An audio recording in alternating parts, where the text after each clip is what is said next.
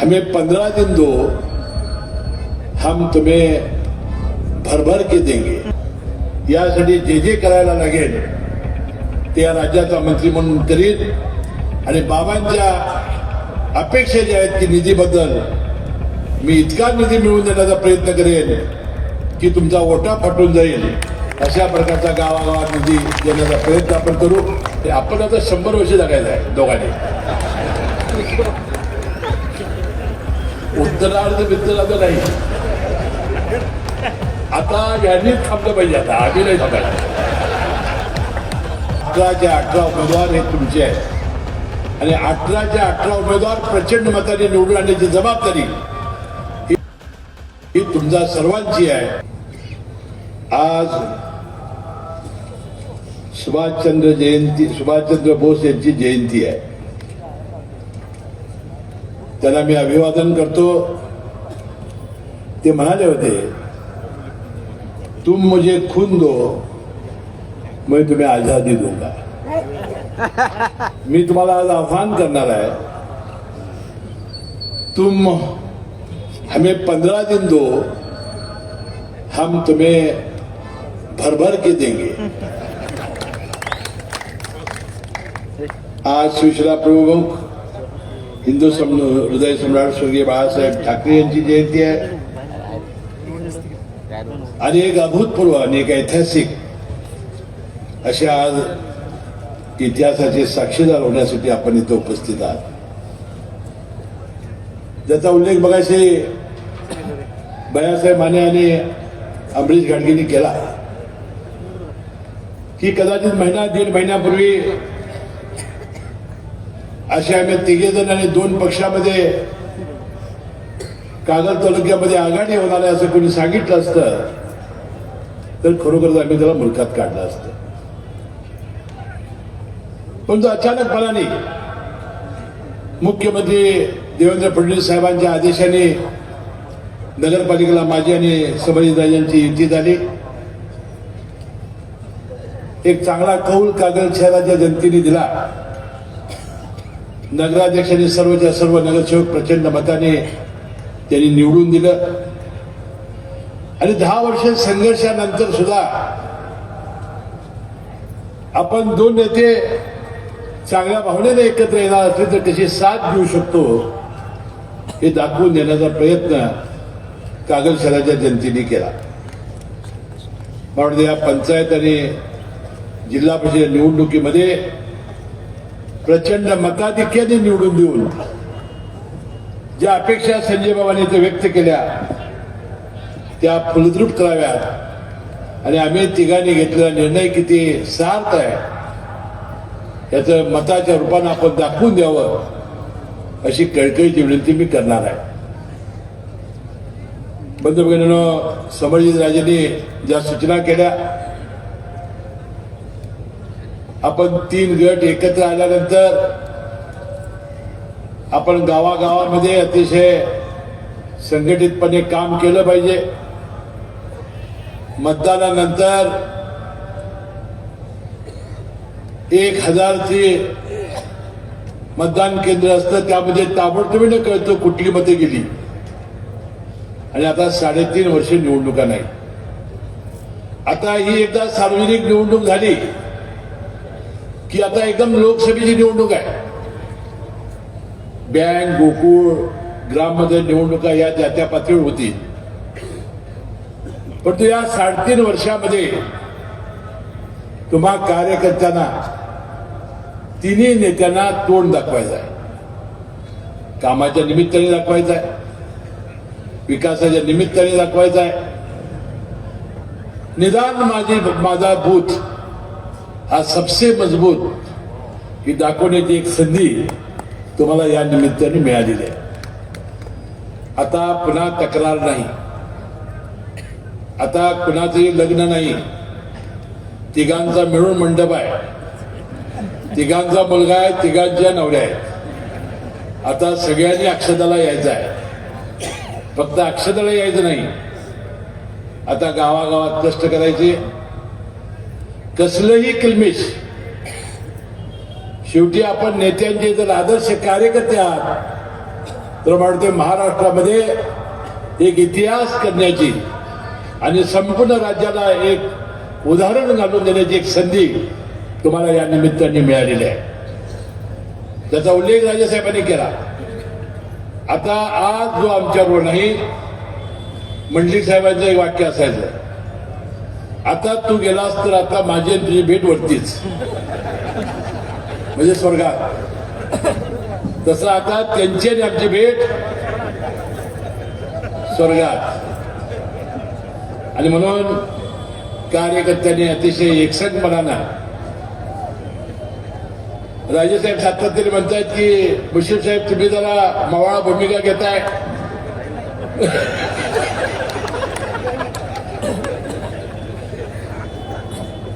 आणि म्हणून मी अतिशय हार्ड भाषा वापरलेली आहे. मी कार्यकर्त्यांना विनंती आहे की कसलीही तक्रार, कसलीही याबद्दलची आपल्याबद्दलच एखादी चूक घडता कामा नये एवढी विनंती तीनही गटाच्या कार्यकर्त्यांना माझी आहे. पण आमचा काय स्वार्थ आहे त्यामध्ये तिघांचा? आमचा कसलाही स्वार्थ नाही. 3.5 वर्ष निवडणुकाच नाहीत. गावागावात चांगलं विकासाचं काम व्हावं, गोर आणि गरीब सामान्य जनतेचं जे स्वप्न आहे ते पूर्ण व्हावं आणि या जनतेच्या ज्या आशा आणि आकांक्षा आहेत त्या फलद्रूप व्हाव्यात, या एका इच्छेनं आम्ही एकत्र आलेलो आहोत. आता राजेने सांगितलं की आपण एक जाहीरनामा काढणार आहोत. जाहीरनामा आम्ही काढू. त्याचा उल्लेख आपल्या घटनेने केला. आपण प्राधान्य दिलं पाहिजे या पंचायत राज्याच्या वतीनं आरोग्य, प्राथमिक शिक्षण आणि आपल्या गावातली स्वच्छता याला प्राधान्य असलं पाहिजे. यासाठी जे जे करायला लागेल ते या राज्याचा मंत्री म्हणून करीन. आणि बाबांच्या अपेक्षा ज्या आहेत की निधीबद्दल मी इतका निधी मिळवून देण्याचा प्रयत्न करेन की तुमचा ओटा फाटून जाईल, अशा प्रकारचा गावागावात निधी देण्याचा प्रयत्न आपण करू. गावाची सगळी विकासाची कामं, विशेषतः मूलभूत प्रश्न मार्गी लावण्याचा प्रयत्न आम्ही या निमित्ताने करतो. म्हणून आज आम्ही तिघं एकत्र आलेलो आहोत. त्याचा उल्लेख सभापती गाडगेंनी केला. कुणाला एकटं पाडण्यासाठी, कुणाला एकटं ठेवण्यासाठी आम्ही केलेलं नाही. आमची इच्छा होती त्यांनी आमच्याकडे यावं. आणि म्हणून आपल्याला भविष्यामध्ये सुद्धा अशा प्रकारचं काम आपल्याला करावं लागेल. आज घडलं नाही तर भविष्यामध्ये निश्चितपणाने आम्ही करू. या निमित्ताने मी एवढंच आपल्याला सांगणार आहे की आपल्या जिल्हा परिषद आणि पंचायत समितीच्या निवडणुकीमध्ये आपण ज्या आपण निवडणुकीमध्ये कामं करतो ती कामं अतिशय प्रामाणिकपणानं करा. मनामध्ये कसलंही किलबिश ठेवू नका. हे खरं आहे ना, आम्ही तिघं एकमेकाच्या विरोधी लढलेलो आहोत. गावागावातले कार्यकर्ते एकमेकाच्या विरोधी असतात. ज्या ते आम्ही तिघं एकत्र आलो म्हणजे ते सगळ्यांनी एकत्र येण्याची आवश्यकता आहे. नाही तर हा उलटा होता, तो उलटा होता, त्याचा बाग काढतो, ह्याचा बाग काढतो, तुमचा बाग निघेल त्यामुळे. म्हणून तुम्ही अजिबात ती काय गोष्ट करू नका. ते एकमेकाच्या आम्ही विरोधी होतो, एकमेकाची प्रामाणिकपणाने तिने विरोध केला आणि म्हणून तो माझ्या विरोधी होता. म्हणून या निवडणुकीत आपण त्याला वाकड्या नजरेनं कुणी बघायचं नाही. 18च्या 18 उमेदवार हे तुमचे आहेत आणि 18च्या 18 उमेदवार प्रचंड मताने निवडून आणण्याची जबाबदारी ही तुमचा सर्वांची आहे. ज्याने ज्याने अजून अर्ज उमेदवारी परत घेतलेले नाहीत, आता जास्त रुसून बसू नका, फुगू नका.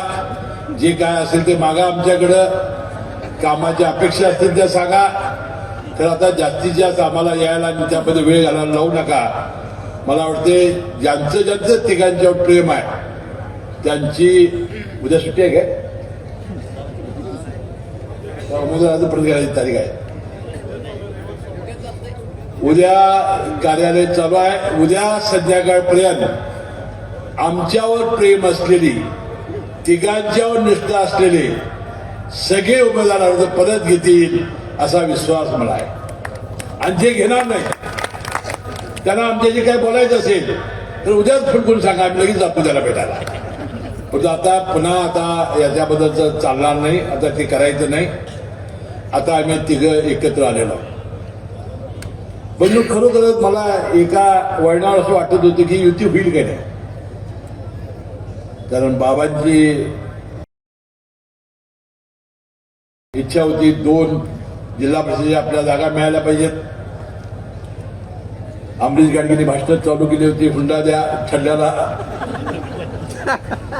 मनामध्ये चांगल्या कल्पना आणि पारदर्शीपणा असेल तर कधी लोकांचं कल्याण होत असतं, यावर माझा विश्वास आहे.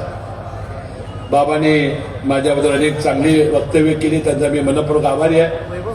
तर बाबा ज्या भावना तुम्ही व्यक्त केल्या की उत्तरार्ध हे आपण आता 100 वर्ष जगायचं आहे दोघांनी.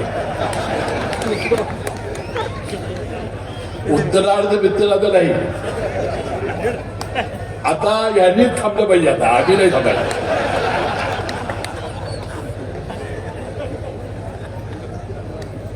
आणि म्हणून कारण त्यांचं वय आणि माझं वय सारखं आहे, मग ते आले म्हणजे उत्तर आम्ही आलो की उत्तरार्ध, अजून काय नाही.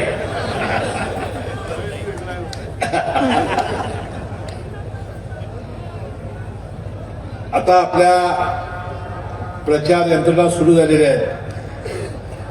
परगावची माणसं आणणं, त्याच्या याद्या तयार करणं, त्याशिवाय आता जाहीर सभा कारण आता जो 40-45 राष्ट्रवादी काँग्रेस पक्षाचे उमेदवार मी उभे केलेले आहेत. आम्ही मला त्या सगळ्या ठिकाणी जायचं आहे. आणि ज्या ठिकाणी अमरीश गाडगेंचा फार बारकाव असतो, मला येताना गाडीत ते सांगत होते, साहेब काय काय केलं पाहिजे. गडी आकड्यातले फास्ट आहे, आकडे बेरीज याची वजाबाकी बरोबर असतील. तर मला वाटतंय प्रमुख आपली जी कोर टीम आहे त्यांनी बसावं, ज्या ज्या ठिकाणी आपल्याला काय वाटत असेल त्याचं त्यांनी मार्गदर्शन करावं आणि त्या सगळ्या दृष्ट्या आपण या निमित्ताने कराव्यात. सोमवार 27 तारखेला आता आपला जाहीर सभेचा कार्यक्रम सुरू होतोय. सायंकाळी 6 वाजता म्हाकवे आहे, लिहून घ्या कागदावर म्हाकव्याच्या लोकांनी. सोमवारी 27/1/2026 सायंकाळी 6 वाजता म्हाकवे, 7 वाजता सिग्नेरली आणि 8 वाजता कसबा सांगा. आता ही मॅरेथॉन सभा असतात, मॅरेथॉन, तर 8 दिवस राहिलेले आहेत. आता विजय काळे तिन्ही आमच्या गटाचे प्रमुख मंडळी येतील, सभा तुम्ही चालू करायची, एखादा पवाडा बिवाडा सुरू करायचा, लोक जमतील. आता दुसरं काही नाही, ऊसाचे तोड चालू आहे, लागणी चालू आहे, सुगी चालू आहे. तर आमच्या सुगीमध्ये तुम्ही भाग घ्या. आता तुमची सुगी जरा बाजूला ठेवा.